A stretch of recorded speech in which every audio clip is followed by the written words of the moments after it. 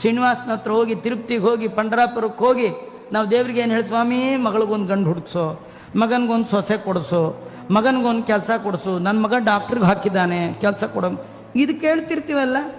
ದೇವ್ರಿಗೆ ಈ ಕಂಪ್ಲೇಂಟ್ ಹೇಳೋರನ್ನ ಕಂಡ್ರೆ ಆಗಲ್ಲ.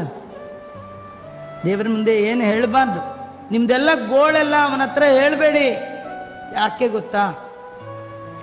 ನಿಮಗೆ ಗೋಲ್ಡ್ ಸಪ್ಲೈ ಮಾಡಿದ್ದೆ ಅವನು. ನಿಮ್ಗೆ ಏನೇನು ಪ್ರಾಬ್ಲಮ್ ಇದೆಯಲ್ಲ ಅದು ಕೊಡೋನು ಯಾರು? ಭಯಕೃತ್ ಭಯನಾಶನ. ಸಂಸಾರದಲ್ಲಿ ಭಯವನ್ನು ಉಂಟು ಮಾಡಿದವನೇ ಅವ.